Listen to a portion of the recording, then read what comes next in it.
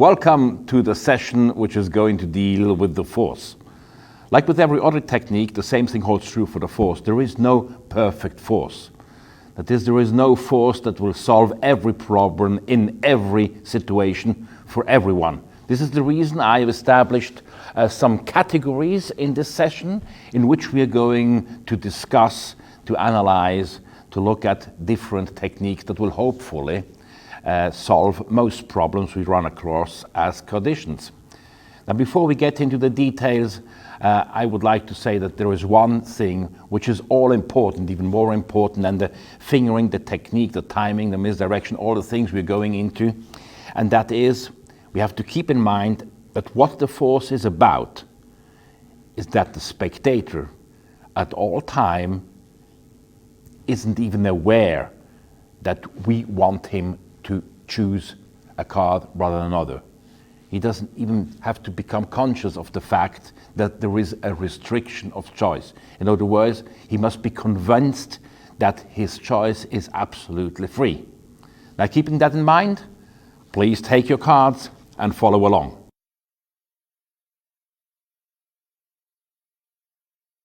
Let's look at the few forces which I have dubbed non-technical forces. I resisted the temptation to call them self-working forces because that's a term that's being used occasionally in the literature, but really there are no self-working forces, or there are no self-working tricks really. You always have to do something, you have to think, and you have to apply intelligence and judgment. And we're going to see that in the first force in this category, which is an old chestnut. Everybody will know, even if you've been into magic only a few weeks, and it's the so-called crisscross force. You know how this works. That card, the force is on top, the deck is sometimes shuffled, the spectator is asked to give a cut, we cross the cut, wait a moment, and then say, please take the card you've cut to. Now, I've come up a few details which I think are going to make this rather simplistic force near perfect. The first thing, very important, that the spectator is convinced the cards are in a haphazard order. That's the first step in being convinced that the subsequent choice is going to be free. So a strategy to do it is to emphasize the shuffles by saying we're going to shuffle the cards in different ways, like they do in Europe, maybe like they do in America, or the gamblers do that and would you, and then spread out the deck a la Paul Curry, Tamarace, and ask the spectator to complete the shuffle, so involving the spectator. Of course, our force card, the Ace of Spades, is on top. And then, as a rationale, as a logical justification of the cut, say, shuffling is good, but of course always, and then I wait, often the spectator will complete the phrase and say, cutting. Yes, of course you have to cut. Cutting is even better. And the spectator cuts. So here is where I introduce a little pause, as is customary in this type of force. So we will say something about the plot of the trick, say I have a little prediction over here, or just in a second, sir, I would like you to this and that, whatever. So a few seconds are enough, and now to come back. Now the first important thing is to recall what has been done. So what I will do in this case is that we have shuffled like they do in Europe, remember, and of course like the American gamblers do, and you yourself, you have shuffled the cards as well, correct? And you have cut. And now I use a verbal strategy, which is perfectly coherent, the same thing that I did before. You have cut the deck, but I do a gesture with it, which goes like this. The end picture of the gesture is absolutely correct. The fact that the deck was cut is also correct, but not the manner it was done. However, since I'm doing this and the spectator is perceiving it at the moment and agreeing with me, what he's really doing, he's deleting the way he might remember the cut was done, and he's accepting this present configuration as being the truth. So that's the first very important detail. That's already in my card college books, but I came up with a further idea, and it's a small thing that makes a big difference. Because now I ask the spectator, and please sir, would you lift off the the packet you've cut off, and the spectator, I will play the spectator now, will lift it off like so, and I will say, and with your other hand, take the card you have cut to. And look at what happens. The spectator will have to go like that, and this is the perfect picture. Because this is what we, in principle, want the audience to believe they have done, but what they haven't. Namely, that they have cut off and then taken the card at the cut. And then, automatically, the spectator will replace the cut-off packet, so he will complete the cut and look at this card. And if the trick allows it, I might tell him, and now please put it back again in the middle of the deck the way you took it from. And he will go like this, or something like that, and put the card back. So these are a few details that I have attached to the crossing the cut force. So I call this crossing the cut plus. This next force was shown to me for the first time by a friend and mentor, Ron Ball, and he attributed it to the great Dutch magician Fred Kaps. He said, this is what Fred Kaps used to do when he forced a card occasionally. So I dubbed it the Fred Kaps force when I first published it in Secret Agenda. And here's how it works. We are going to shuffle the cards. Actually, you can see how the cards are shuffled and cut, do this face up. And I'm going to deal cards from this pack in singly and in bunches. And whenever it pleases you, you can stop me. Stop here. How many cards do you think? About a dozen or a little more? Whatever. You take the next one, so you have 12. You take the 13th, and please look at it. Show it to everybody. And this is the fourth card. And I will continue by saying, and of course, if you had stopped me further, it would be the 14th, the 15th, or the 16th card. Now, as simple as this force works, it's a topological illusion, if you want. As simple as it works, as deceptive it is. And it can come in handy in many situations. Now look at the details of handling. There's a little handling, a bit of timing, and a lot of psychology. The force card starts out on the top. Of course, I repeat myself, but it's very important. The deck has to be false shuffled, false cut, ideally involving the spectator in some way. So that means you could also hold out the cards if you want to palm the card, have the spectator shuffle the deck and then replace the card. We're going to look at all this in the session about palming, of course. Eventually, your force card is on top. Now, I do a face-up shuffle to begin with, because this conditions the handling of the cards face up rather than face down, which in a magical context can be justified very easily and absolutely coherent. You can also do a face-up riffle shuffle if you like, as long. You can even spread the cards for a moment to show they are all different cards, whatever. The idea is to end up in a logical way, in an elegant way, with the deck face up. Now I start dealing the cards first individually.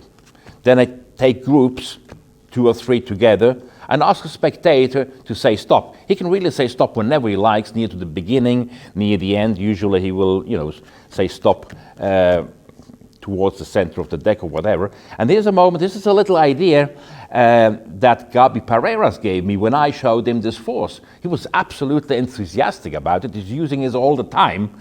And he said, I have a little detail to add. And the detail is this, that at this moment, he spreads the cards. And that's a very good idea. And I think, because the question is now, how many cards you think we have dealt? So this is a clouding question, as Ascanio used to call it, because the question always have a degree of misdirection. You have to think a little bit, how many? You go like this. And in this moment, you have a visual misdirection, which is physical, but you also have a psychological misdirection to the question.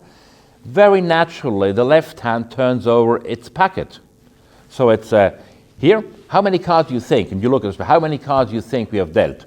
So if he says about 12, and say, okay, you take the next, that's the 13th, and immediately I can follow up and say, and if you had stopped one card further it would be the 14th, the 15th, the 16th, or any other card.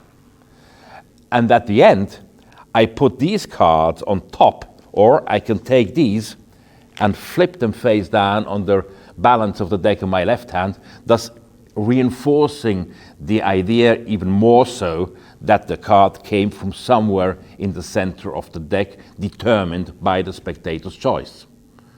So that's what I call the Fred Capps force. I'd like to illustrate this next force with a little trick. Actually, it's one of the 18 so-called Hofzinser card problems. And the effect is this. Here is a pack of cards, which has been thoroughly shuffled, of course, and also cut. And I explained that the cards, well, the cards know.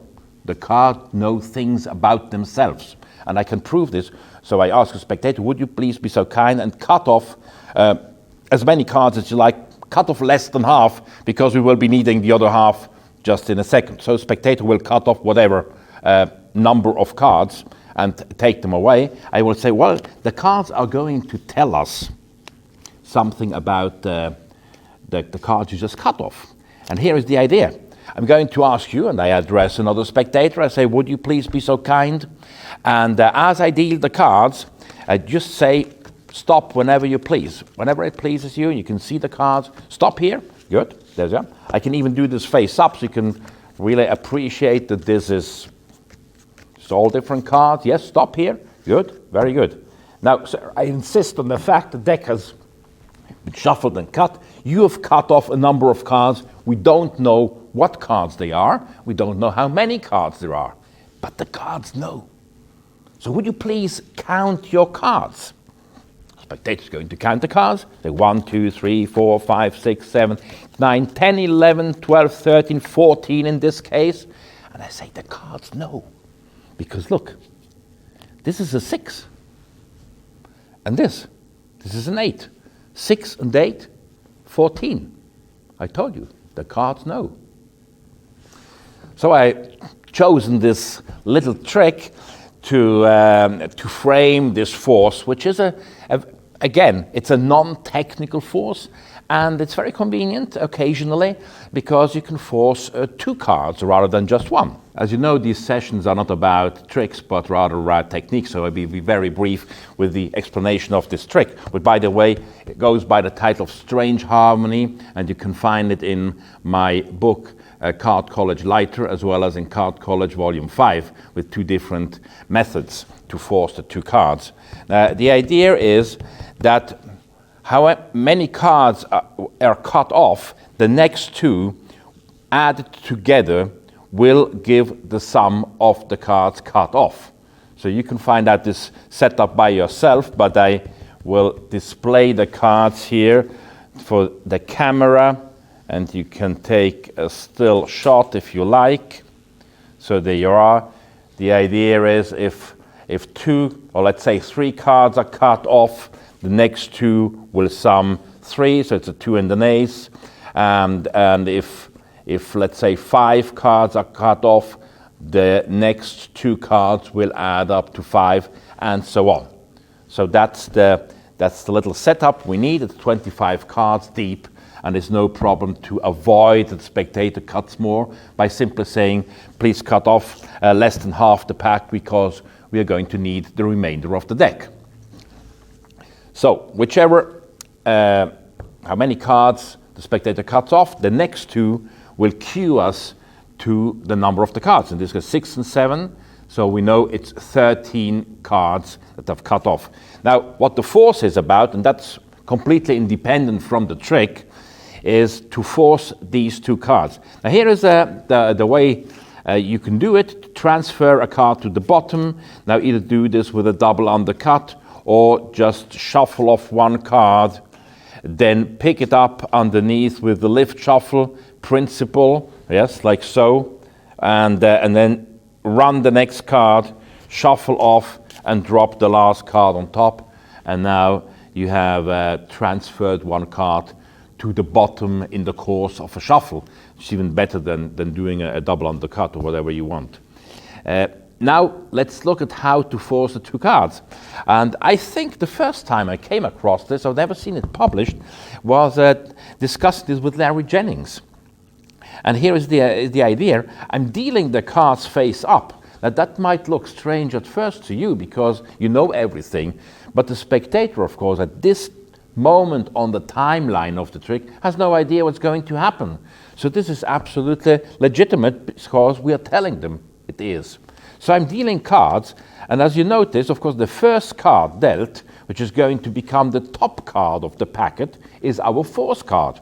So whenever the spectator stops me, I stop, turn them over, and turn the packet over I'm left with in the hands, and start to do the same thing dealing from here, which is also justified because since I dealt the card face up in the first packet, why shouldn't I deal them face up now again? And I do slightly different. Spectator, whenever he stops me, I will stop the deal too, and turn them over. Now I'll come back briefly as a sort of positive insertion to make a little time delay between the dealing procedure and the revelation of the cards. So you cut off as many cards, and I've dealt cards, and now I'm dealing them face up like this, and say, and you stop me whenever you like. Yeah? Let's see where you stop me here, and you go like this, and you go like this, and I put these cards back and add the two cards, and of course it will be, was that? 13, 1, 2, 3, 4, 5, 6, 7, 8, 9, 10, 11, 12, 13, perfect. So that's the two-card force, and you can apply this out of the context of this trick, obviously, and I think you will find a situation where it serves you well.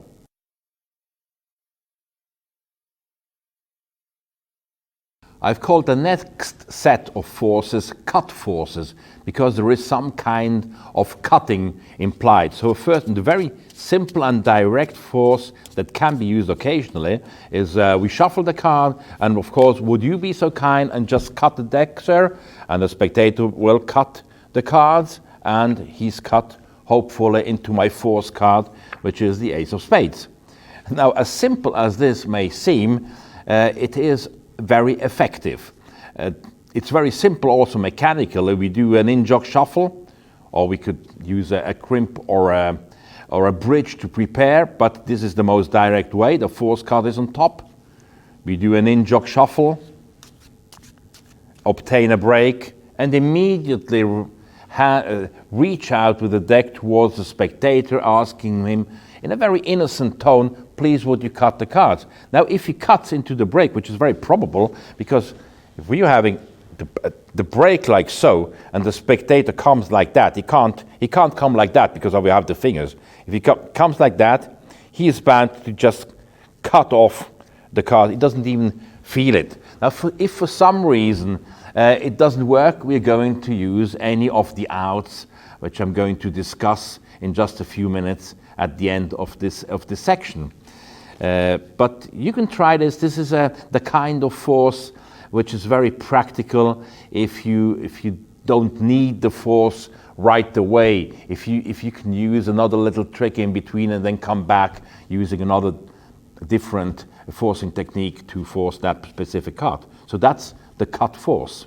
Let's look at another type of force where cutting comes into play. Again, the cards are thoroughly shuffled. You agree, of course, shuffling is good, but cutting is better. So I will cut packets here on the table, and as I do the cutting, may I kindly ask you to say stop.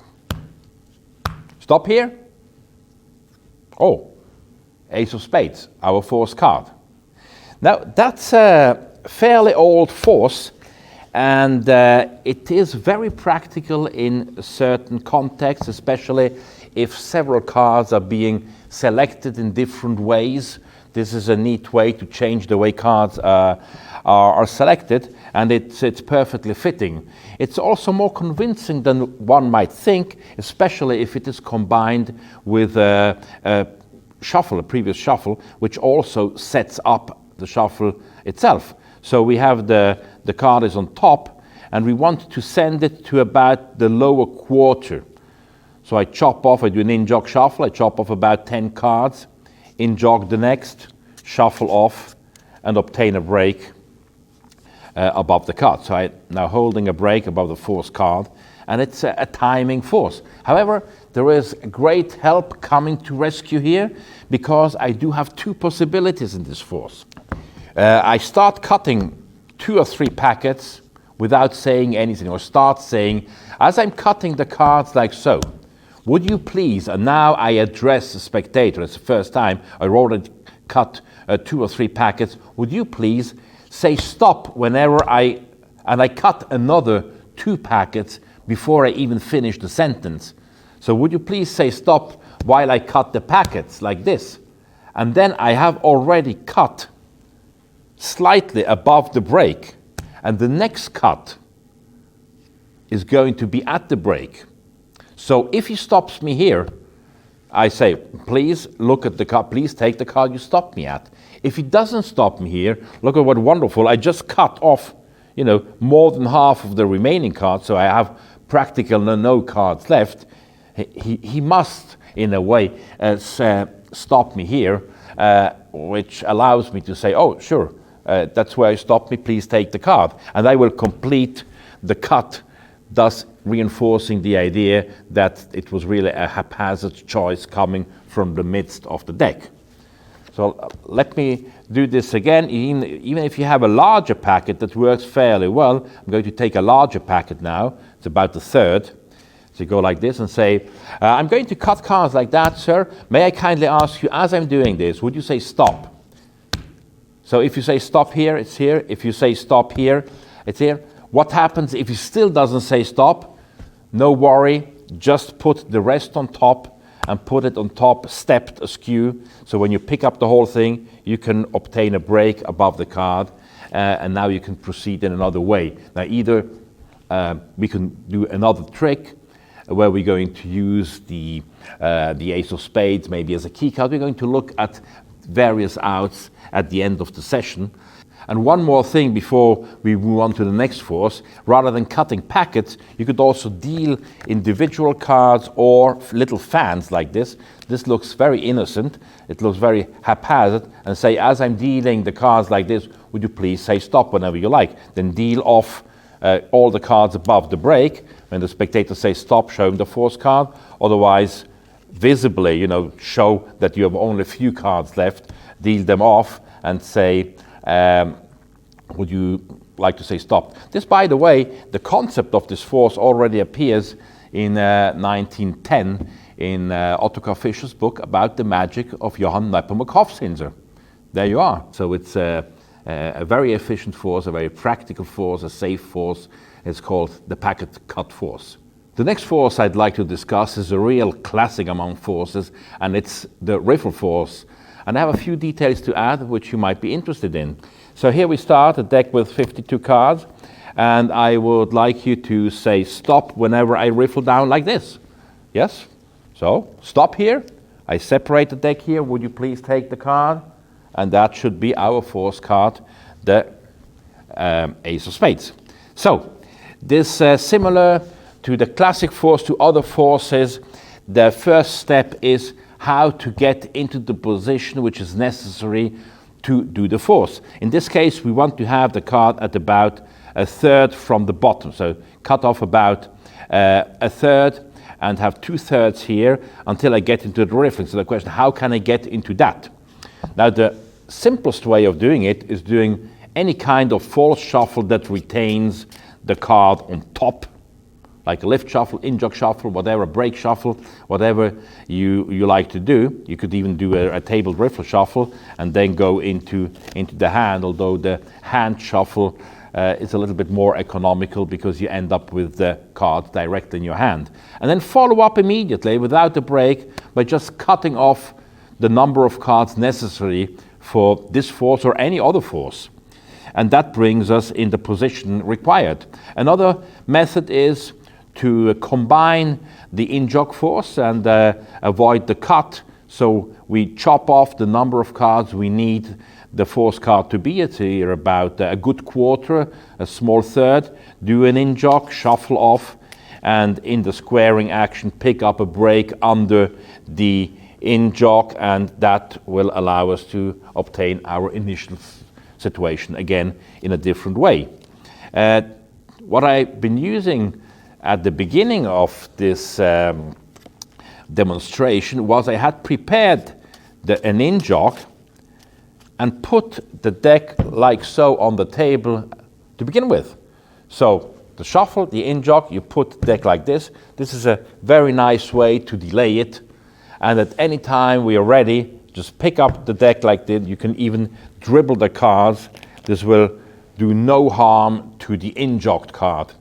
And it's a nice reason to square up the cards because they have been dribbled, and pick up our break, and we are ready, set to go for the force. So the mechanics of the force are as the standard one to begin with. You riffle down here. And of course, one of the important points is try to get the break in such a way, we get the close-up camera here and see this, that there is practically no sign of the break. If the deck is too new, this often happens that you really get an obvious, it's difficult that since you get something very obvious like that, and that can be seen. So possibly this has to be avoided. Also, it has to do with correct holding of the brake, which is not too much pressure, but enough, of course, that the brake doesn't collapse. And it's the pad of the little finger. It's the pad of the little finger, not the tip. It's the pad that is holding the brake. So when we are here, you can feel that it's the pad which is being squeezed by the two halves of the pack.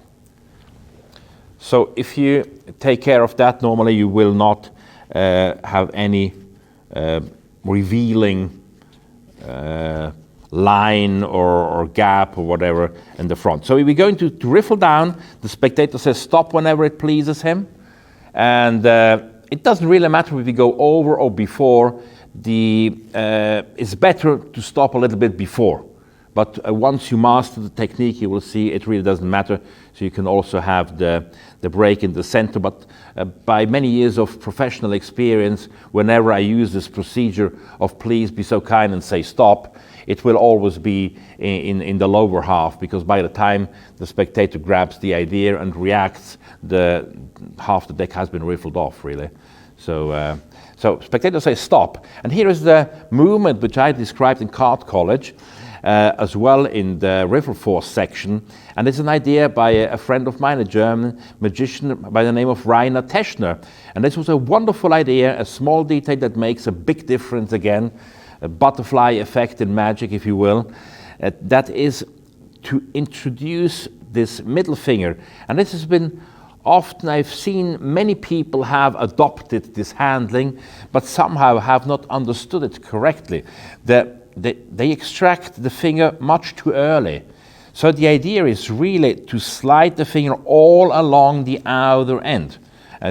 You really go there, and what this does is that it's that second necessary where the focus and the attention relaxes. Because if you say, please say stop, I'm going to separate it here, the moment of saying stop and the moment of separation is practically the same. Whereas when I say stop here, at this point, the spectator has a second to relax and say yes. And then it's here that the thumb goes to the back, reaching into the break, because that's where we want to separate the pack. So this, the hand grabs, and as the hand grabs all the cards above the break, automatically the middle finger will exit, come out of the outer break. So this is smoothly coordinated. I'm going to turn it around so you can see it from here. Just go like this, and now advance the left hand.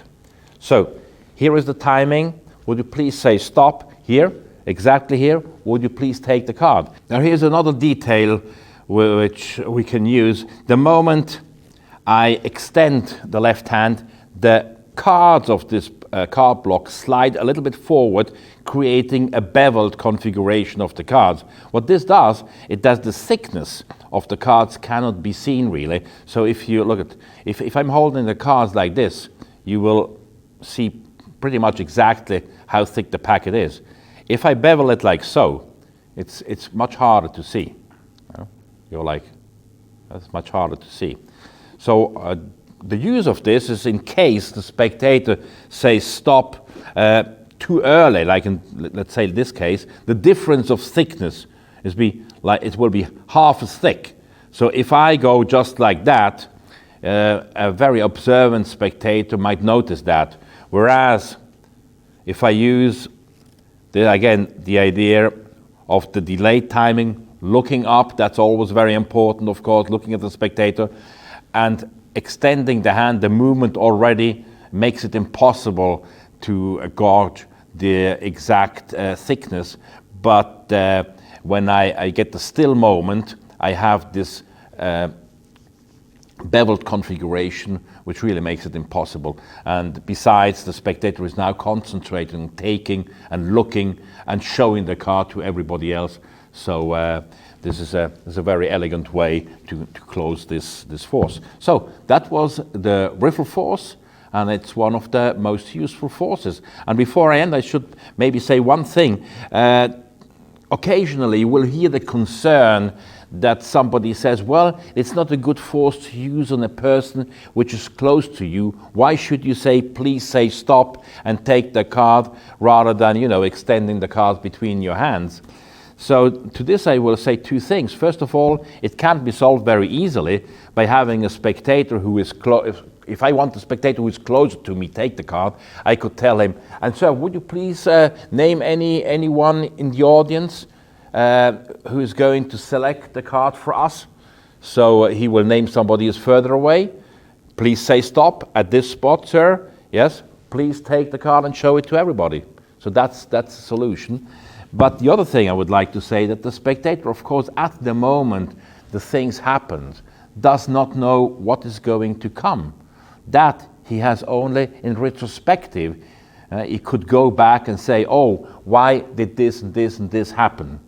So, of course, if the things are too blatant, that will be detected. But normally, things like this will be forgotten. So if they make sense at the moment, if they are done as if they just, it goes by itself that they have to be done. And I do them with a likable authority. I just tell them it has to be that way. It will be accepted. You can believe me, in many years of professional experience, this force is one that can be applied in practically all situations. Not all, but in practically all. So that was the riffle cut force.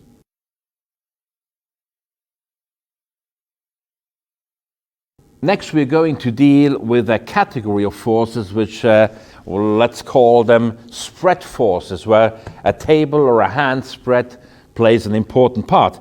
Now, this one might have or might look like limited application, but once we discuss the details, you will see that there are some interesting situations where this is just the perfect solution. Now, here's the idea. Here is the deck. Please push out any card you like. I will play your role and push out any card you like. For the moment, we do not yet know what it is. It's any card from the shuffled deck, and we're going to put it face down into the center here. So it's going to be the only face down card, right, in the pack. I have a second pack over here. Look. There is one reversed card in it as well, and this is the Ace of Spades. And ladies and gentlemen, you have selected exactly the Ace of Spades. Now, this is an ideal force I use in connection with a deck switch of mine, which I call the Trojan Force deck switch. And you can find this in my book, The Art of Switching Decks, as well as in Card College Volume 4. And here how it works. We have a dirty card left at the end, which is another reason why it goes very well in combination with this deck switch, which I'm going to comment briefly in just a minute. Let's look at the force. We have the force card reversed near the top of the pack. So I have it second from the top. It could be third or fourth, whatever. It's an ideal thing to do, for instance, if after a trick you are left with a reverse card in the pack. This occasionally happens. Otherwise, it can be prepared beforehand, or it can be done with any of the known reverse techniques. So that's our initial situation. It's very nice because it allows us to very simply false shuffle the pack, leaving our force card in position. And it also allows us to do a wide spread without exposing the cards. So it's very nice. It's very easy to control that. Spectator is asked to pull out the card. Now it's very important that he doesn't take it out. So we have to manage this verbally and physically. So, sir, please take your favorite finger, run it across the spread and push out one card. Now, a good excuse to immediately stop him here is to say, and of course you could have taken this one or this one, and you may change now if you like. So this is a possible mise en scène. I continue immediately taking up the whole spread, giving it a brief shuffle, or spreading it between the hands and giving it a casual cut. The purpose of this is to centralize more or less our force card. So the force card is more or less in the central section of the deck. Now I'm going to introduce this card without flashing it. I have to take great care. So if I have the audience is a little bit further away, it might be a good idea to take the card by the inner end and to insert it from the back. If I have a normal close-up situation where people are sitting close to me, they're looking like this on the situation, it's as good to take it like that. You can use a lateral insertion. We have seen this in other sessions, a session on the controls. In any way, what we want is to insert that card more or less in the center without flashing the reverse card. So we have to avoid any type of obvious riffles, just stick it in. That's why the side insertion, the lateral insertion is a good thing. Anyway you insert it, when we put it apparently square with the remainder of the pack, we want it to extend diagonally. So you use the diagonal insertion, which can be obtained by simply pushing in an asymmetric way onto the card. So rather than pushing central in the card, we just push over here, and automatically, because of these two fingers, the card will go askew, and under cover of the end grip of the right hand, it can be adjusted to about this position. That will be sufficient. We can exaggerate it a little bit at the beginning. As always, do it slowly, exaggerate, and the more confident you become with the move, the tinier the distances can become, and the faster you can do the move until you reach performing speed. Now, if we do that, we get an interesting situation. We do a spread, and again, you have to take care by the position of the hand that not to expose this card as the cards are spread. So as we spread the cards, this will make our ace of spades visible, and the card that was side jogged is hidden. You can take a peek, it's here. Voila. And if you know where to look, you can see it, but nobody else can see it. There is no flash. So that's very nice. Now this can be taken out, and depending on the trick, will be revealed as the prediction card. Now I've been using this with the second deck because this is set up for my Trojan deck switch. And what this is a blue card case, and the corresponding, the matching card is also for a blue deck, but the remainder of the pack is a red pack. So, because people think in gestalts, they think as a complete thing. Yes, if you open the door of a car, we're not checking if all the four wheels are there and the engine is still there. We just assume that it is so. So we go from a detail and assume the whole. So because of that principle that governs our thinking all of the time in every area of life, if I have a blue box and I take out a deck and this has a blue face-up card, it will be assumed that this is a blue deck, which it is not, because it's now the deck I want to switch in. So when I reveal the climax of the trick, there will be a surprise, there will be a drop of attention, and I will simply take the blue card and take up the deck which I had in use, turn it over, and put it back. And it will look as if this was the deck I have brought in with the prediction. But of course, it's the deck that I've been using, and now I have the pack in play that has been switched in, and that will make it's a nice deck switch. Of course, you have to use the same brand of cards, but two different colors. So it's a very effective deck switch. And so that's the Trojan horse force. This next technique is the Charlie Miller table spread force, and it's very little, an underused slide. I see it very little used, but I find it very practical in many situations. It's been published for the first time in Harry Rice's book, Secrets of an Escamoteur. And here's how it works. I shuffle the pack and would kindly ask you to stop me as I spread the cards on the table. Here, good, would you please take the card you stopped me at? Any one of the 52 cards from a shuffled pack. Let's see, it's the Ace of Spades. Now, this is reminiscent of the classic force, but it's much easier. There is one technical thing which has to be mastered, and that's the management of the break. We will see this in just a few seconds. The force card starts out on the top. It is sent to about the third down into the deck. It is marked off by an in-jog in an in-jog shuffle, and the break is picked up by the little finger. So this is our initial situation, technically speaking. We are here. In the eyes of the audience, we have shuffled the deck. If we have held out the card and added, it's even better. Everybody is convinced. Nobody knows the order, the position of any card. That's, of course, a nice way to start.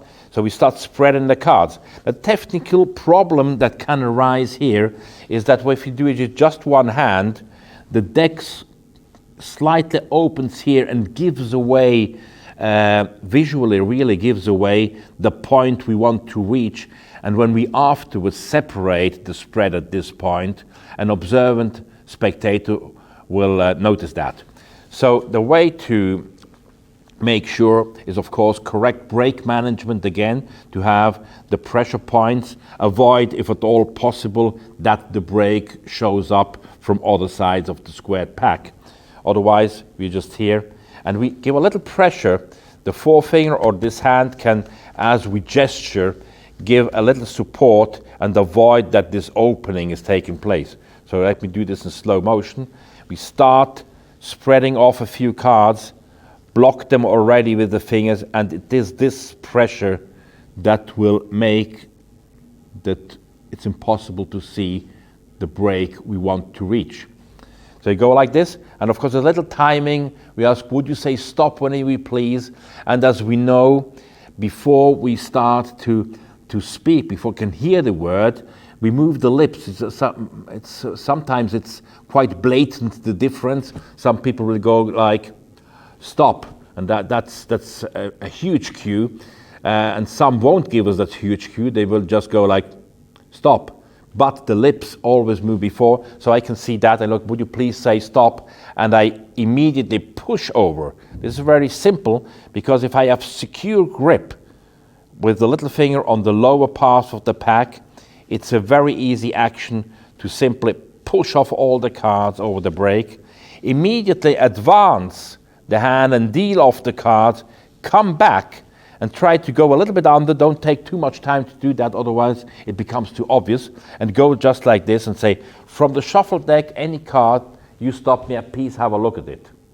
So if this done in a nonchalant manner and once, maybe not always, then it's a very nice thing. It's particularly deceptive, I think, if it is done in a serial selection of cards. So let's say you're going to have 3 cards selected, of only one is important. So you need to force. So you can say, would you say stop here at this point? We're going to deal that. You maintain the break, say stop, we can deal that here. And please say stop, and we can deal that here. I mean, done like that, it's virtually impossible to think that this could have been the force card. So this is the Charlie Miller table spread force, and it's a great force to use occasionally. I dubbed this next force the lay down classic force, because here's how it looks.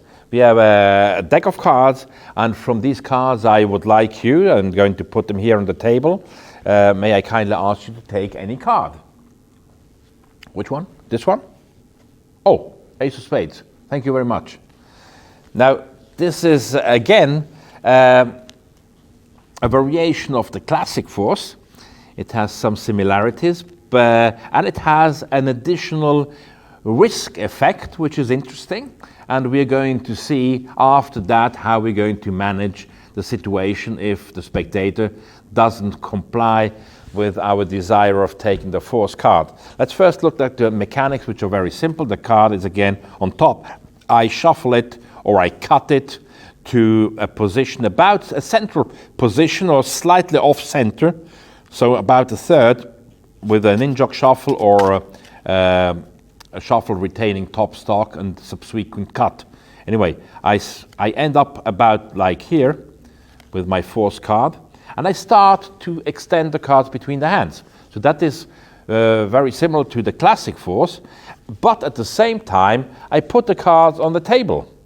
And as I put the cards on the table, I try to spread them more or less in a regular configuration. Automatically, some cards will be exposed a little bit more, some a little bit less. But when I reach the break point, which again I have to protect from the front, that is something which we have to watch with every type, every force of this type. You know, you have to watch that. When you arrive here, you push off a little bit more, and we expose the force card a little bit more.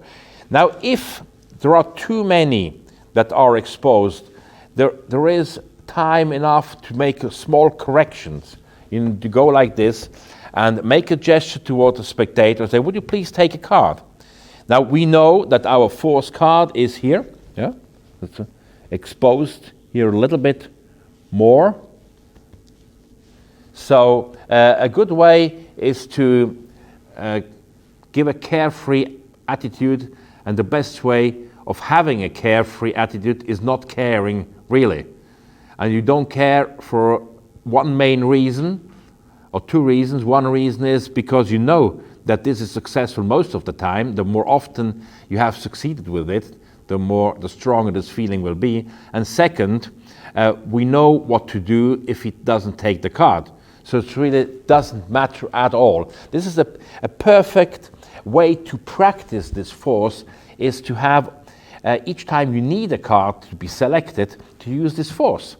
You know, and if he doesn't take another card, you couldn't care less. You simply control it or use it the way it was thought to be used to begin with. And if he takes the force card, you still do the trick you wanted to do, but now you memorize the success you've had. And the more successes you can memorize, the more proficient you will become in the execution of the slide. And above all, the more confidence you will have. And this confidence, this being relaxed about the situation, this really shows. Yes? And that, unfortunately, is the result of a period of time you have to practice, think about, and perform magic. So that's the classic lay-down force. This next force I call the toss force, because it's really like that. I say, would you please take any card from here from the pack? Which one would you like? This one? Ace of Spades, our force card. Good. So the deck is really tossed out, different ways of doing that. You can try it out. The principle is interesting. The card is on top, again, sent to about the center with a cut or a shuffle. A break is being held, and now the break is closed and the step is being formed. So this is very easily done either with one or two hands. Just close the break and the top packet shifts to the left, and you get into that configuration. Let me exaggerate that, so really to make the point. So the way the deck is tossed is in a slight arc. You do this slowly, again, always slowly and deliberately with the step. Throw them in a light arc, and if you do that, look, you have this is very exaggerated because I made a big step. But you get this situation, the smaller your step gets, the smaller the situation will be. And you will always be able to see the point, because due to the step, you will have a parallel configuration of these cards, a parallel configuration more or less of these cards, and there will be a spot visible really only to you, because you know what you look for, which is a sort of V formation, and you know that is the card you're going for. And in case it requires an adjustment, you can do that. You can say, just tap, I call this the tap adjustment, just tapping the cards like that, and you can expose it. And again, you go with nonchalance. Sir, would you please take any card that appeals to you? And then would you, and I start to address the word to another spectator as if I couldn't care less, you know. And of course, I keep this in my field of vision so I can see if he takes the correct or the wrong card. Anyway, if he takes the ace of spades, all is good, otherwise it's still good, and we see why. Now this is the toss force. To end the technical part of this section of tables forces, let's look at the ribbon spread force. Now this is how the ribbon spread force looks. The deck is being shuffled and of course cut, always very important. And I would like you to take any card here from the spread, which one you please, this one for instance, and it's our force card. Now again, this is similar to the Trojan force we have seen at the beginning of the section. There is a side jogged card which provides an extra space in the ribbon. So we false shuffle, retaining the card on top, and we end up with a cut. However, it's a special kind of cut because the bottom card is side jogged, and as the cut is completed, we have one card which is now on top of the force card, which is side jogged. This is beautifully covered by a little bevel of the deck. So even people looking from the left, so you're looking from the left, you can't see it, although we have a pretty prominent side jog. And the hand and end grip does the rest. Now, if you ribbon spread the cards regularly like that, you will automatically end up with the card being exposed a little bit more than the others, which occurs because the card we had side jogged will leave an invisible card, so to speak. And so we have here our force card. So let me try to do this a more exaggerated. I really put it like half the width of the card. You will never do that like that, but just for the example. And now swiftly spread the deck in a rather swift way to really obtain the separation, you know. And even if you don't look and you tap a little bit, automatically the spread will separate a little bit more at that spot. And you can, from the back, you will see a little bit of the card that normally from the front there's no way you can see it, but you will see where it is, so you have a double check point and you know exactly this is your force card. There is another way of doing that, which is you might want to try, and it's really fantastic how well this works. The card is, again, starts out on top. So the force card on top. You can false shuffle it, retaining it on top, whichever way you like. And now give it a final cut. In this final cut, which is done with the deck face up, the force card itself is side jogged. You cut. So we have this situation here, and the cards are spread first face up. They're spread face up. You can say, look, all the cards are different from these cards. I'd like you to take a card. And now look, you do an automatic ribbon spread turnover. And what this does is quite fantastic. Actually, it's very strong because I exaggerated a bit on the side jog. The card, which will be exposed more, is our force card. Now nothing happens if it's exposed a little bit more, because again, we just do the adjustment move, which is something like that. Now we have 2 exposed cards, which is, which is fine. Or we can expose this a little less and go like this, and then ask, would you please take a card? Spectator's going to take a card, and that's going to be our card. Now that's 2 versions of the ribbon spread force. Now let's talk about outs. What should we do if the spectator doesn't choose the card we want to? So here are different situations depending on the program, on your performing situation, whether it's a formal or it's an improvised situation. All these are, of course, variables that come in and will determine our choice. One of the most intelligent situations you can get into when a force fails is to use the force card as a key card. So let's say we have this situation, we know this is our force card, and the spectator chooses to take. Very often it will be just one next to it, because of that exposure, he will be led to this area, because sometimes he says, oh, I'm not going to take that because that shows up too much. So he takes the one next to it. So he takes the one next to it perfectly, because this is our force card. Let me turn that face up so we have a view of it here. So it's logical to have him replace it exactly next to it. Now, if he takes another card, doesn't matter. Again, we can go 2 ways. We can either take the card from him and insert it ourselves, or above or below the key card, or we can have him ask, please put the card back wherever you please, and he might go like this. And we simply count the cards.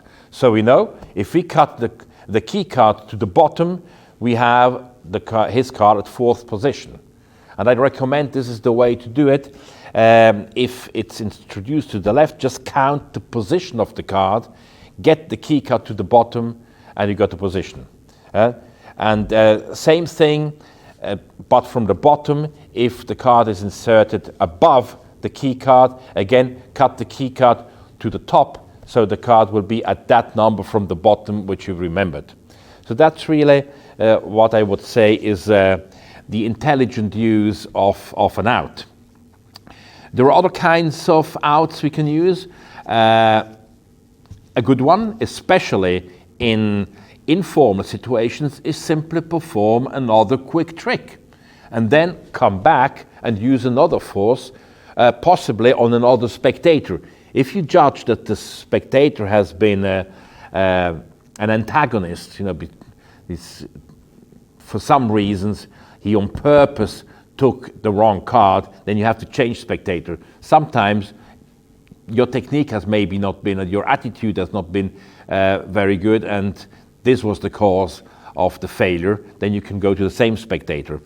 But what I recommend is that you make a list of 10 quick tricks. Any of the tricks where you control the card a second for the top is is that your card, sir? Oh, what one did you take? Oh, the ace of spades, something like that. There are tons of tricks in the literature, the DVDs all over the internet of this type. Make a list of 10 of your favorite short tricks and use any one of these. If the force fails, then come back to it.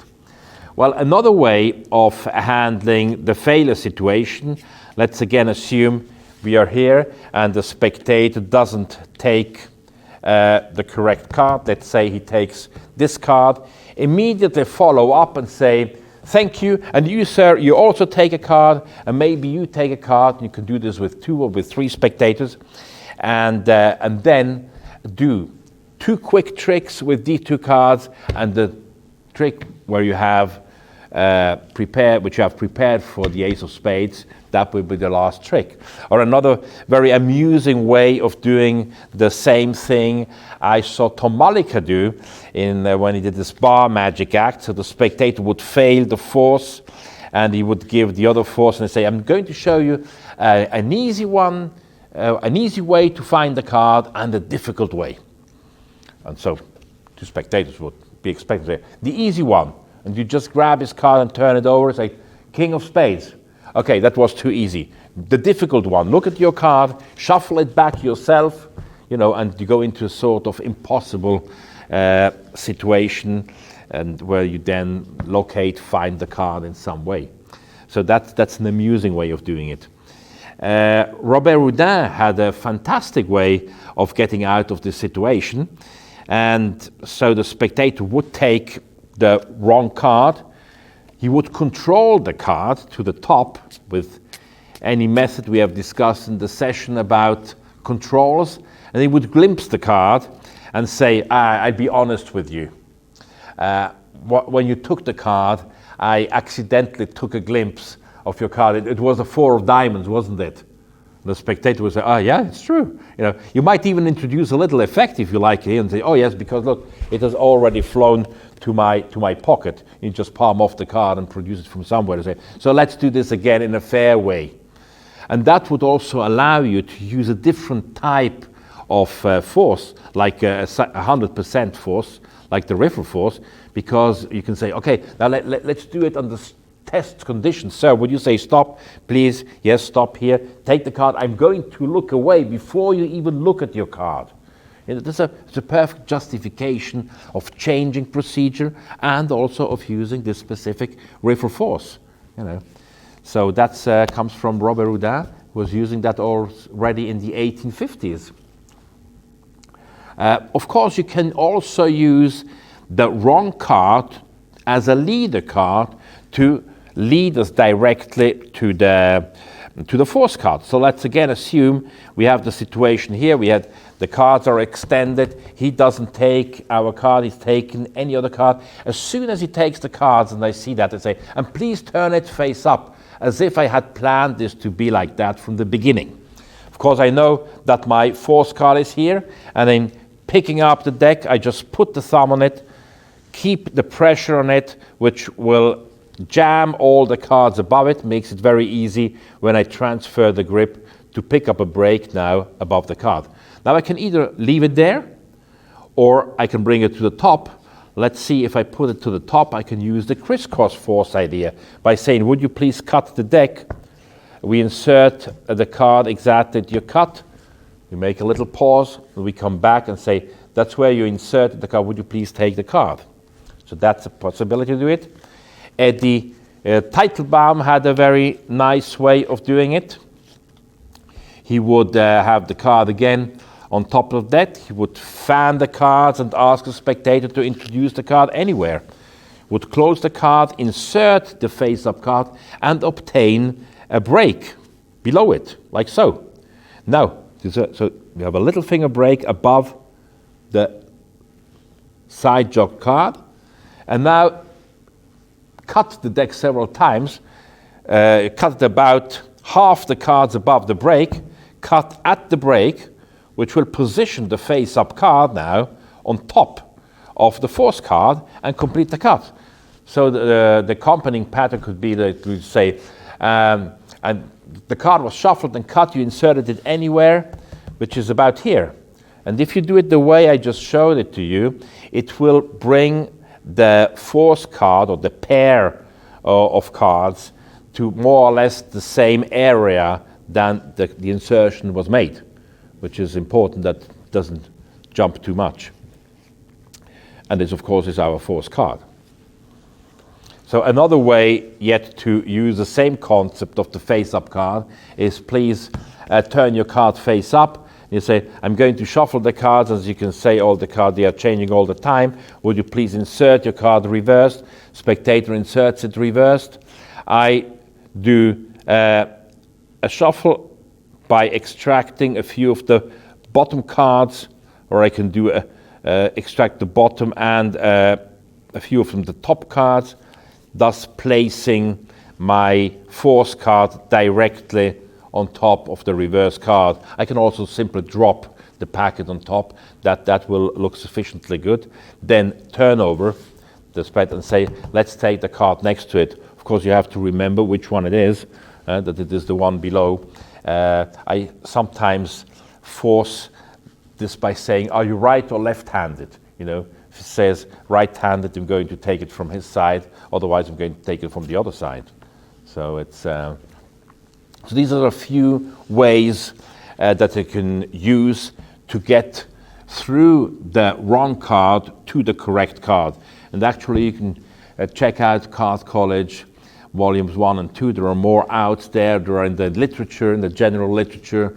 You go to Dennis Baer's archives, you put in outs for the classic fours, and you will be spoiled for choices. Most of these can be used in this situation. And once you know them, and that's the most important thing about outs, once you know them, you probably won't need them, because you do have the confidence that it's necessary to make the force work in the first place.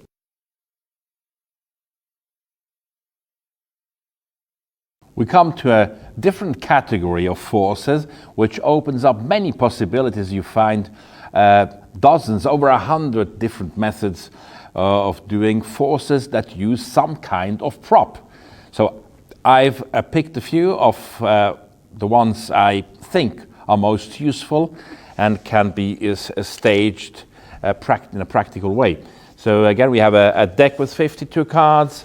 The cards are shuffled, and we ask the spectator, of course, to complete the shuffle. And we also want to give the deck a clean table, straight cut. And sir, I would like you to choose a card, but we will leave this to chance. We will do this in the dark.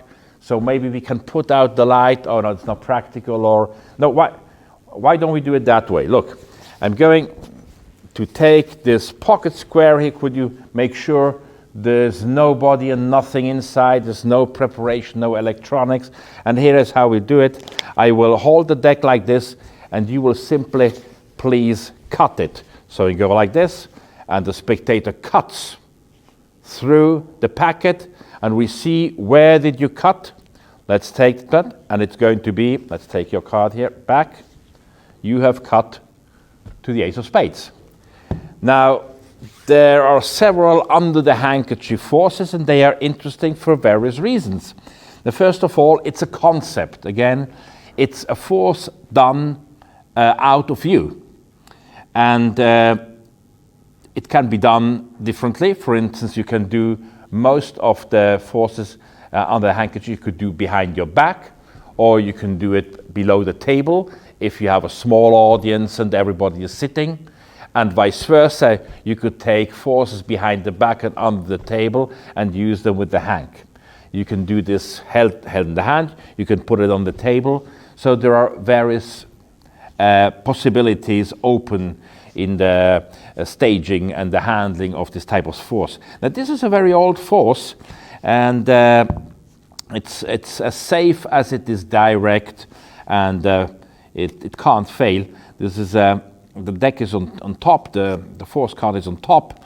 It is, again, false shuffled, is very important. I keep emphasizing that the spectator has to be sure before he even goes into the selection procedure that the cards are in haphazard order, and that we, the performer, we can't know where any card is. So this said, we introduce the handkerchief. It can be a handkerchief or a pocket square. Now, if you wear a jacket, you can put it as your pocket square and just pull it out, or find some other reason to use it. Maybe it plays an important role in the further proceedings of the trick. The context is always king, but be aware that it is a problem and that you always have to find a way of logically introducing that prop. So once we've introduced it, I recommend to use these silk pocket squares made of thick silk, because they are not so transparent as a handkerchief. A normal handkerchief would be. Normally a handkerchief will have more transparency, although you could still do it, but it's much better to do it like that. So what happens mechanically is very simple. The moment the spectator covers the deck, I simply turn it over, which means that the spectator will cut into the face-up deck through the handkerchief. I flip over the cards left in my hand, and I can now deal apparently the card the spectator cut to. In reality, it's the originally top card. A good way to then manage the completing of the cards is very simple. I take the cards like so, and I simply flip the handkerchief off the cards, which automatically turns in the right direction. And although this is illogical, it looks perfect. Anyway, the attention is directed away from this action, and it's probably being on the card which the audience is now looking at. So that is one of the best, and it's my favorite, under the handkerchief force. Next, let's talk about the knife force, and this is specific handling by Jack Macmillan, which can be found in the book by Michael Landers, Macmillan. And here's how it goes. I'd like the spectator, please, would you take this knife and insert it wherever it pleases you. The spectator, I'm going to riffle the cards to facilitate that. And let's say the spectator introduces his knife like here. And I say, yes, please. Would you please look at the card? You have introduced the knife. So I'm going to put this aside for a moment and say whatever thing to say. And then again, go back to the card and say, good, so it was the ace of spades, blah, blah, blah, whatever the trick is. Now that's, let's first look simply at the mechanics of the force, and then look at how to justify the use of the knife, and then how to maybe use other props rather than the knife. Then this force, the card starts out on the bottom, and I want to get it in about the top part of the package. So I cut about a quarter of the pack and retain a break. The break is being held by the little finger underneath the force card. The deck is riffled out the outer end, and the spectator can now introduce the knife at this point. That's a classic way of handling. That was to get into that hole, which I always thought is a little bit funny, and go up like that. And Jack Macmillan had this wonderful idea, in my opinion, wonderful idea, to make this look much more natural and intuitive. Is just grabbing the knife like so with 3 fingers, then with these 2 fingers grab all the cards above the break, just show them forward and go like this. I think this is a beautiful way of doing it. They had a little addition I would make is now to return to this situation, leave the knife for a moment, do whatever is necessary. Maybe say I had a prediction or something, or please open the box or do something, whichever the necessities of the trick dictate, and then go back again. And so this was the card you remembered, and this gives the idea of this clean way of the card having been selected. Now, besides the technicalities, which I think have now been solved in a pretty elegant way, the problem, as I mentioned at the beginning, with all props, and specifically with the knife, is why the heck should we be using a knife to do such procedures? So again, context will help. For instance, we might have done a color-changing knife routine, and the knife remains there after that routine. Maybe we have a prediction in an envelope for that specific trick or for the trick before. And in order to open the envelope, of course, we do need a knife. This, for instance, is nice to use, not too big a knife, and also a knife which is flat. It's quite easy to find that come usually with different blades, one which is cutting, and the other one is usually the same length, and it's for filing nails. And of course, for more safety, nothing can happen, although if handled correctly, neither the spectator nor you will be cut. So this is a nice justification to open the envelope, of course, and the knife is there, and it makes a nice transition. Also, you could look into different kinds of knife. Look at this. This is a Swiss Army knife originally, converted into a credit card. It has different props.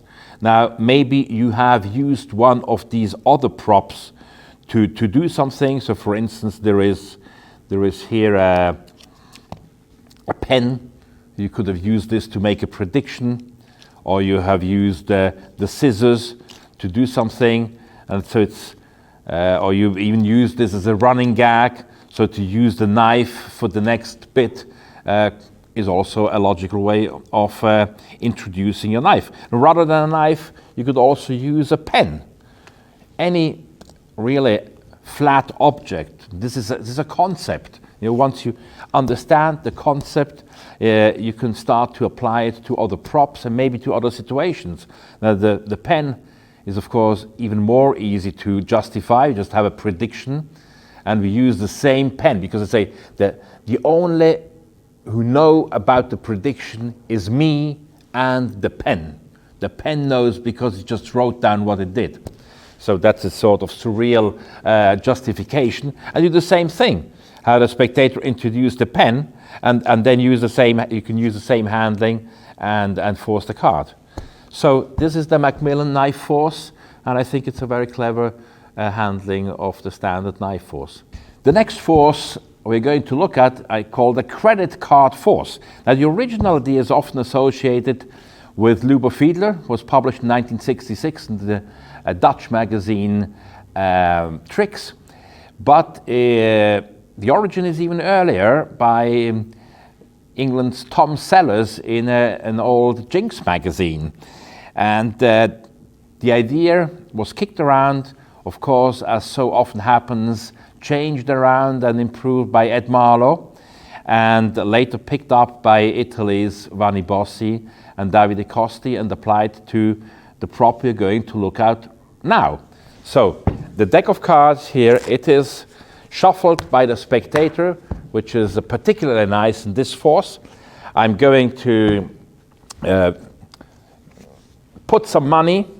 I have cash money, but maybe you will also take credit card. And I'm going to fan these cards like so.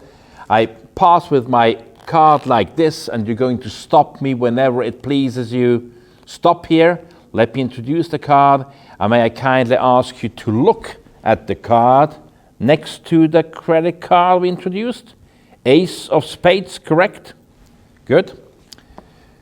And that is the credit card force, which can now continue beautifully because the ace of spades has not only been forced, it has already vanished from the deck and can now be reproduced from any part, from the wallet, of course, ideally, because that's the way we can justify the use of the credit card. So again, let's look first at the mechanics of the force, and then let's discuss a few ideas of how to render this all logical, why we should use the credit card to have a card selected. Now the deck is shuffled.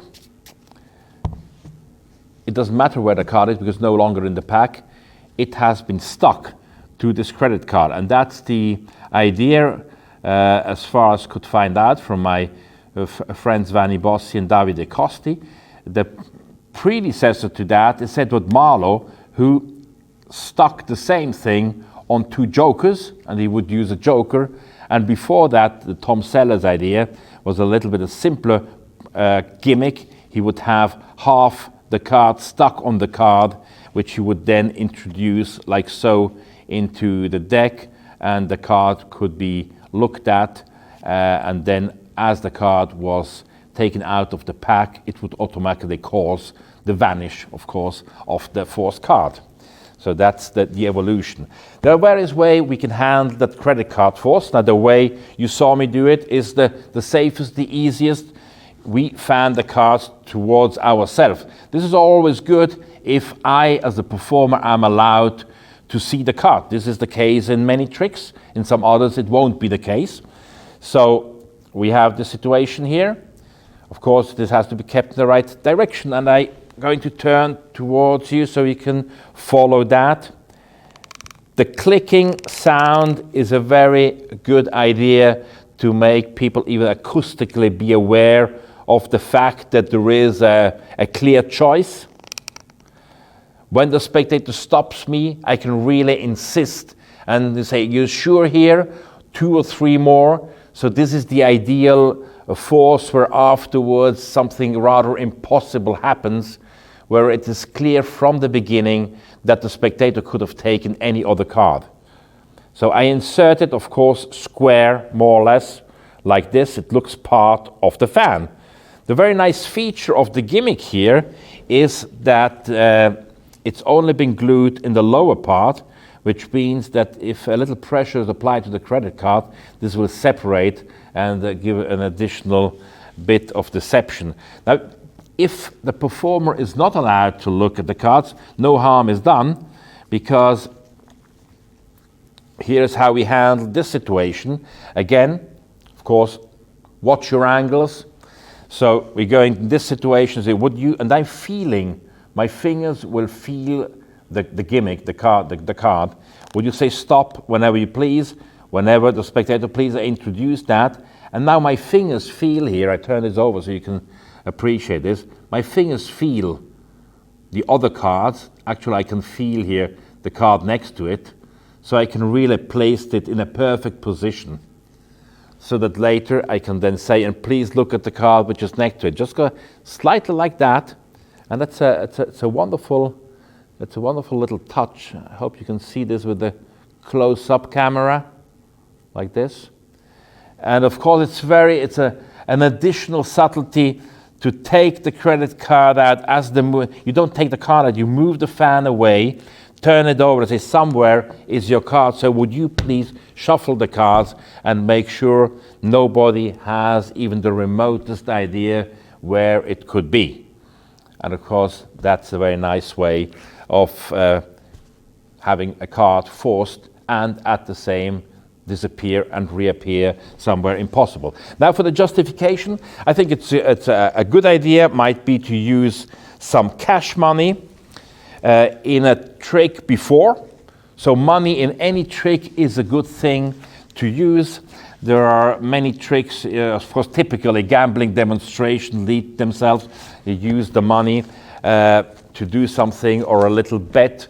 It can even be a bar bet you put in between two tricks. So this has already introduced the wallet. It has introduced the cash, and you might say, oh, I don't have that much cash because the next piece I'm going to perform, I really want to put some money in. You know what? Would you accept credit card? So this is a little gag, and why people are laughing, my credit card is already out. Now again, we have a concept here, and the concept is an extraneous object type of card is being used to do whatever we need to do. Can we use some other cards? Yes. So you can use some vouchers. Here's a voucher from the Magic Castle, a guest card. You can some member cards. You can some frequency airline cards. All of these cards allow you to introduce in a serious or humorous way the plot of the trick, maybe. Lest I forget, before Valny left us, he gave me this improvement. It's the ultimate version of this credit card. I don't know if it's ever sold, but I'm one of the few who seems to have one of the copies. Look, this is an innocent-looking credit card, but it opens up and you can shake out the index. So that's if you want to try to make this up for yourself, it's very nice, and of course it solves the problem of showing the card on both sides. Although you could, if you wanted, palm this off, you just have removable glue, but in many years of professional experience, I can tell you it's not worth the trouble. Now, this was a credit card force.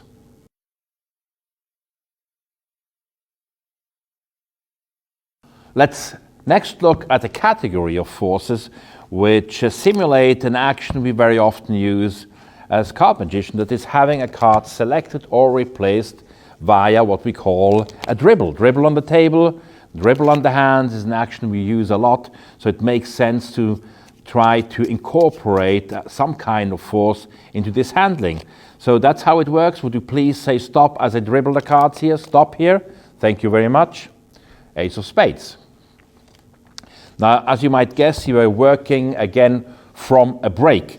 And the challenge with the dribble force is, of course, to be aware of the angles of the brake and to protect them. Let's look at various ways of doing that. The mechanics is simple. The car starts out on the top, although it could also be on the bottom, depending where you want to show the card.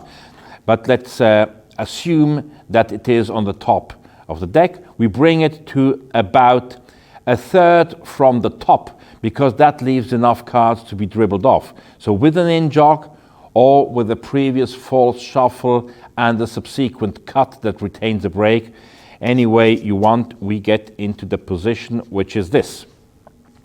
Now we obviously need to dribble off the cards and stop right when the spectator tells us, dropping all the cards from the brake.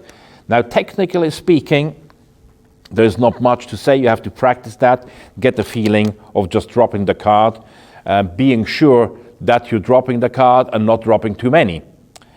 The next problem is how to time the force. We mentioned that already. We are looking at the spectator, his lips, they usually move a fraction of a second before we hear the sound stop, and that will be enough. Would you please say stop, stop here, and we can force the card. Now the most difficult and challenging thing with the dribble force is really to protect the angles, because we do have some dangerous angles. We have a left angle that has to be protected, so that can be protected by turning to the spectator who is furthest to our left and to direct the forefinger to his right ear. So if I'm turning like this, so maybe we can have the close-up camera here. If I have the hand like that, you can't see the separation. Now I'm turning like this, and now you will be able to see into the brake. As soon as I point my forefinger to the right side of the close-up camera, you can no longer see the brake.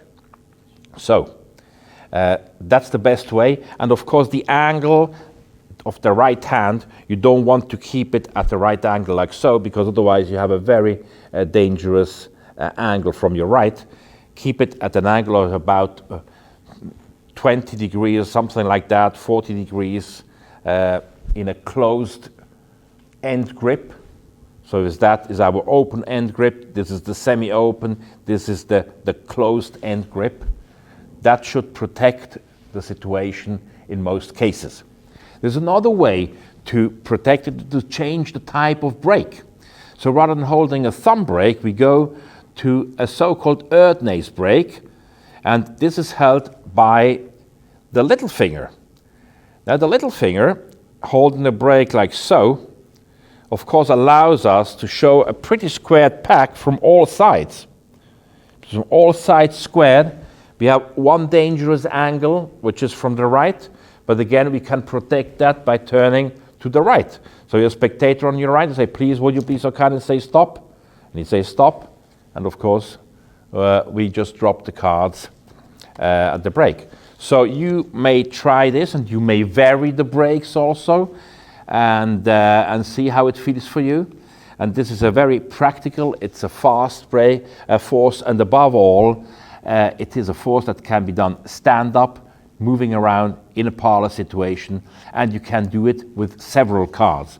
So it's a very convenient force. If you have several cards to be forced in a row, you can go, would you, sir, please say stop, thank you, take the card, complete, retain a brake, go to the next, would you please say stop, take the card, slap it on top, but retain the brake, and do this with 4 or 5 people. It goes like dum, dum, dum, dum. There are little forces who are able to keep up that pacing. And that was the classic dribble force. Now let's look at the same type of handling. It looks like exactly that, but with no technical drawbacks. And that's using, so the price we have to pay is always a little price to be paid. We're using a trick card. I'm choosing one with a different back design, so you can see this a little better. That is a short card, but a short card I see used only very rarely by very few people, although the idea is very old. It's, as far as I know, attributed to Di Vernon, the professor, and it's called the scallop short. Now, although this might be hard to see if it's well done, I hope it's not easily perceivable. It's very easy to explain. The short, you don't shorten the whole end, so you don't give it a straight cut.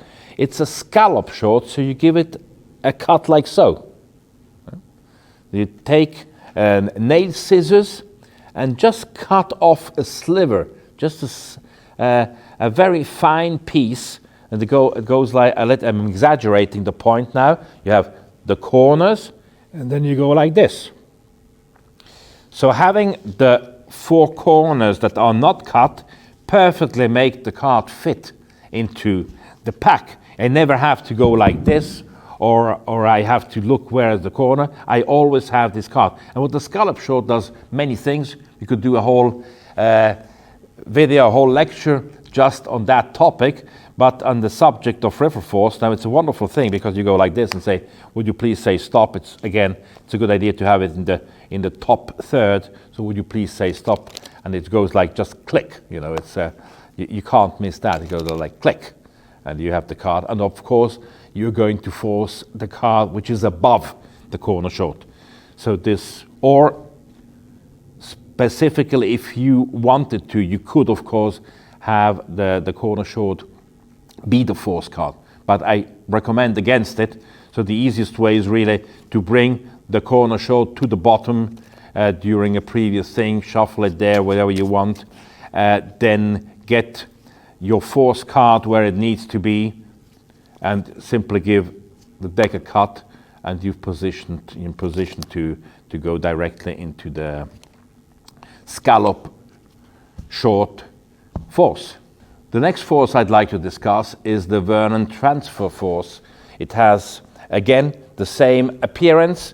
You dribble cards, please say stop. You say, shall we look at this card? Let's see what it is. It's the Ace of Spades.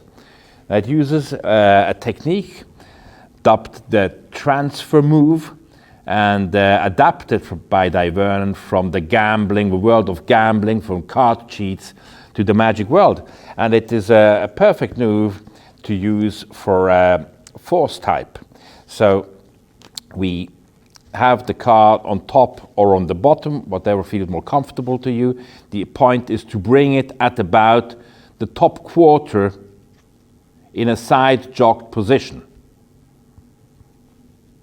So once we are here, we're going to angle it a little bit, just with slight pressure will be enough, so that now the card is held between the little finger and the thumb and can be moved out like that.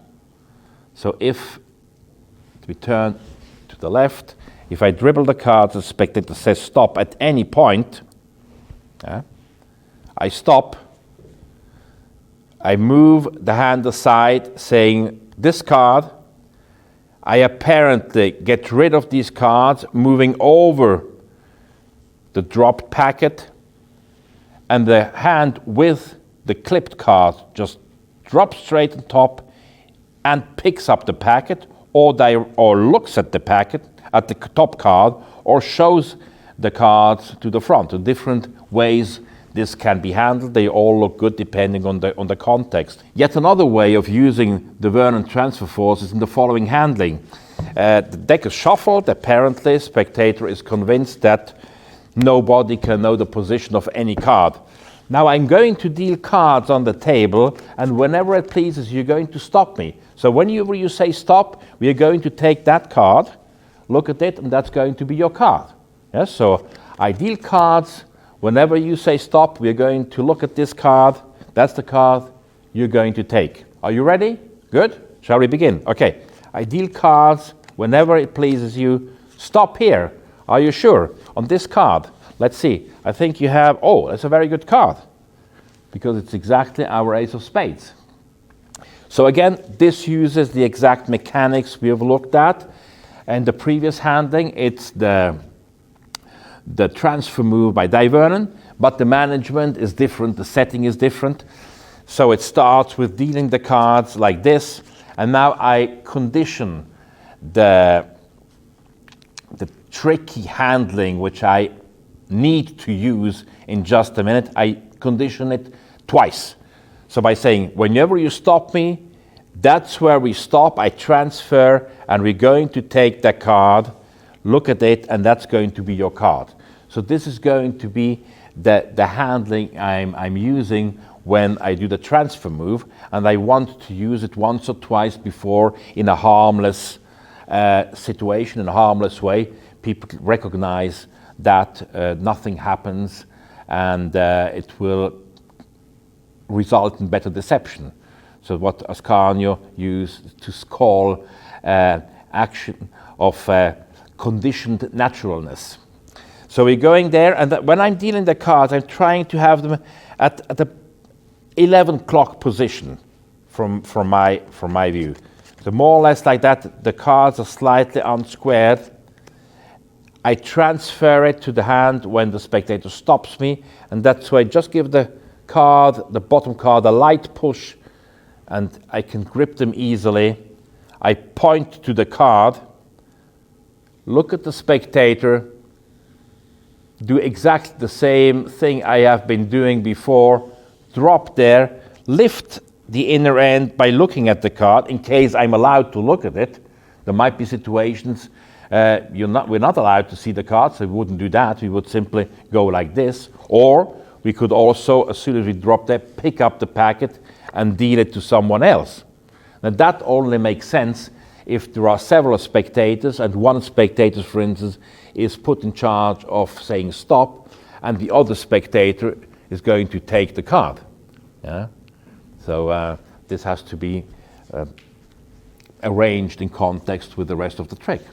So, and that was a further handling of the transfer move force. I would like to end this session on the force by showing you a card force that was taught to me by my dear friend Vanni Bossi. And here's how it looks.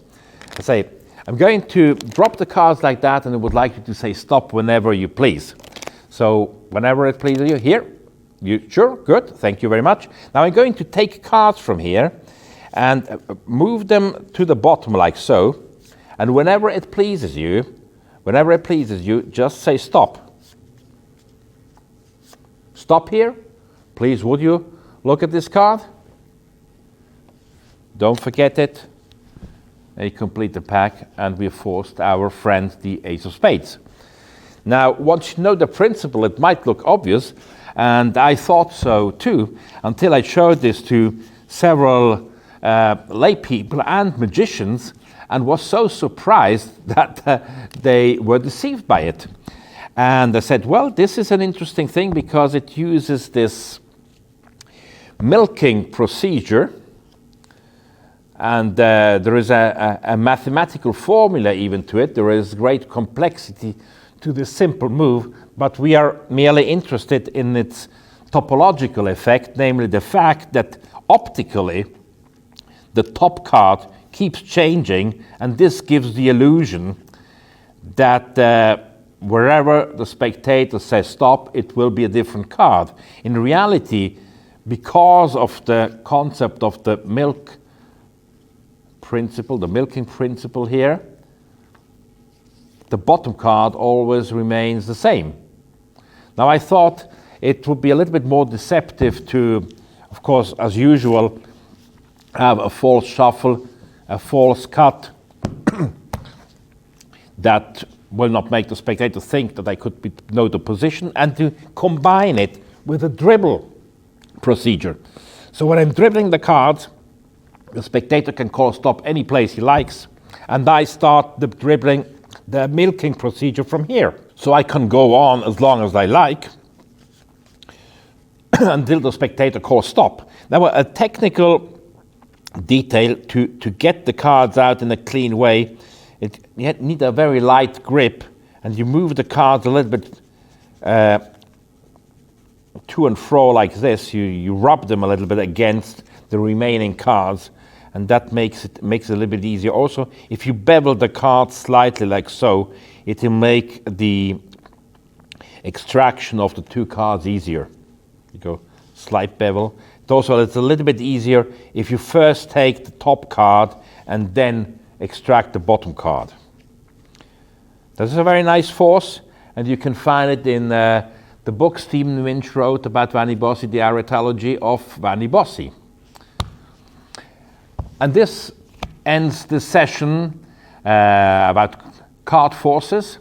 I have tried to identify different situations in which cards need to be selected and to give you several forces in each one of these categories, and I hope you will be able to add a few of these to your repertoire or to your toolbox. Best of success.